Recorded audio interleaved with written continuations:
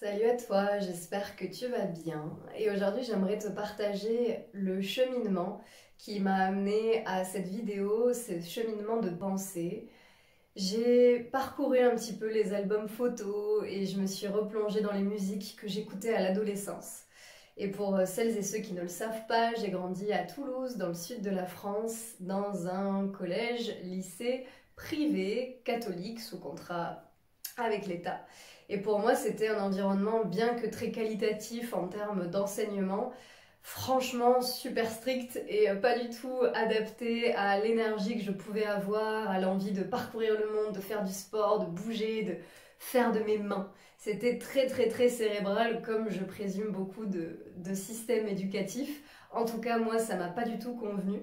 Et donc, en moi, il y a eu une colère en fait qui s'est animée, une sorte de révolte.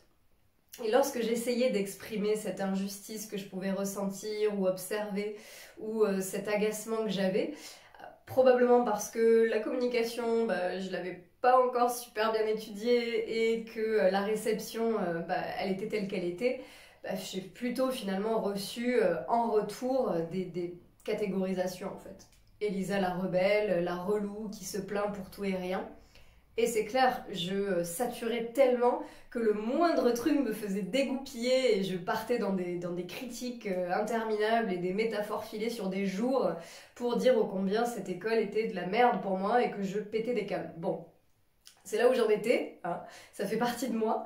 Et cette adolescente en colère, en fait, ce qu'elle a appris, la manière dont elle a observé et analysé ça, c'est qu'en fait, c'est elle le problème et que lorsqu'elle parle, lorsqu'elle exprime ses émotions ou lorsqu'elle est vue, elle est en danger, elle est pénible et elle doit avoir honte d'elle-même pour être pénible, pour être dérangeante, pour déstabiliser la structure en place. Parce que la plupart des gens ne se plaignent pas, ils suivent le mouvement. Donc pourquoi moi, il faut que je l'ouvre en fait. C'est un peu ça que cette adolescente en moi, elle a figé de cette expérience-là. Et je me suis littéralement figée dans mon expression, dans mon envie d'évasion, mon envie d'exploration, dans ma sensation d'avoir les capacités de pouvoir voyager seule, de pouvoir réaliser des projets de A à Z, être entrepreneur, être artiste, c'était à des millions d'années de moi, parce que cette expérience d'à peu près 10 ans à l'école privée, ça m'a renvoyé finalement d'avoir intégré en moi la croyance que lorsque je m'exprime et que je suis vue, c'est un danger. Et aujourd'hui, j'essaye de petit à petit renverser ça, de venir rompre ce schéma de la honte et de la peur qui s'est cristallisé en moi, parce que je ne suis plus cette adolescence. Et oui, elle a souffert de ça. Et oui, aujourd'hui, j'ai parfois des sortes de relents, des mémoires de cette peur-là, parce que il y a encore des blessures qui sont à vif, qui ne sont pas guéries, pas intégrées en moi. Et l'idée, c'est justement de voir ces blessures, de voir, moi j'adore comprendre, j'adore analyser, de faire des parallèles, des ponts. Et je me dis, en fait, le moment où je suis à un repas avec la belle famille, ou peu importe, ou dans une soirée avec des artistes, etc., et que j'ai envie de parler, mais c'est cette adolescente en moi en fait qui se dit, mais là, si tu parles, tu vas te taper la honte, tu vas dire n'importe quoi. Et puis si en plus tu oses dire quelque chose de négatif, parce que, de négatif entre guillemets, ou quelque chose qui te va pas, mais tu vas t'en prendre plein la gueule en fait. Donc ça, c'est la mémoire du passé qui se réactive encore parfois et qui peut me limiter en fait. C'est pour ça que je détermine ça comme une croyance limitante, basée sur de la douleur, de la peine, de la peur et de la honte, qui sont vécues, qui ont été vécues dans le passé. Et pour autant, mon système nerveux d'aujourd'hui, il a encore des petites bribes, des mémoires de ça. Donc l'idée, c'est de refaire circuler en moi toute cette énergie pour qu'aujourd'hui, je comprenne bien que à l'adolescence, c'était pas facile. Et pour autant, aujourd'hui, je suis moi. J'ai 27 ans depuis une semaine, même pas. Et donc, je suis libre d'exprimer ce que je ressens, d'être qui je suis. Et dès le moment où je sens qu'il y a un petit blocage, une appréhension, et que vraiment, ça me renvoie dans ce passé-là, en fait. Ça me renvoie dans cette expérience douloureuse.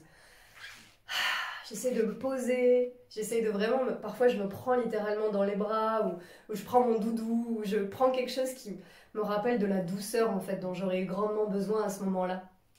Comme je me reparente en quelque sorte, pour prendre soin de cette adolescente-là qui a souffert et qui est vivante encore en moi, et dont les émotions sont vraies est valide. Son vrai est valide. J'essaye vraiment de la voir, de la reconnaître. Et puis de lâcher tout ça, de peut-être bouger un peu, de peut-être danser un peu, m'étirer, faire un peu de marche, aller m'aérer finalement. Et décomposer l'objectif que j'ai, si c'est parler en public, animer un atelier, faire une vidéo YouTube, si je sens que je procrastine parce que ça me renvoie à cette adolescente qui avait peur et mal et honte, et ben j'essaie de me poser, de voir comment est-ce que je peux dégrouper le gros résultat en sous-petits résultats et y aller par étapes. Et surtout me rappeler que je suis dans l'ici et le maintenant. Et qu'en prenant soin de moi, en prenant soin de l'environnement dans lequel j'évolue, et finalement plus je le fais et plus je vais dépasser mes peurs et me mettre en avant et faire des vidéos YouTube et montrer ce que je fais en danse alors que j'ai jamais pris de danse de ma vie, de cours de danse de ma vie, et montrer mon visage alors que je peux avoir peur d'être considérée comme trop moche ou trop belle ou peu importe. Et dès que j'ai de la peur, j'essaye de faire face à cette peur en fait, et plus je fais face à cette peur en ayant pris soin de moi avant et pendant et après, et plus je passe cette peur, plus j'y vais en fait. Moins je me laisse limiter et plus je deviens illimitée. Dans le sens où on a des circuits d'évitement dans le cerveau, c'est l'anxiété finalement. Si je sais que ça va me faire du mal ou ça va être difficile ou ça va être un challenge, je vais l'éviter. Parce que le cerveau, il veut qu'on survive rapidement et efficacement. Alors que si progressivement je développe des muscles là cérébraux en lui disant mais ça va aller petit à petit, on va le faire, et une fois et deux fois et trois fois, c'est ma 120e ou je sais pas combien vidéo, et maintenant j'ai du plaisir et j'ai hâte d'en tourner, donc j'ai plus du tout peur finalement d'être vue ou d'utiliser ma voix en tant que leader, en tant que femme, en tant qu'être humaine, en tant que prof de yoga aussi, thérapeute, artiste. Je suis tout ça et je suis aussi l'adolescente en moi qui a mal. Et si je revis des flashbacks ou des émotions qui sont liées à ça, comment est-ce que je peux travailler ça par le mouvement, par la méditation, par l'écriture et par le risque? Prendre le risque, le faire quand même en fait.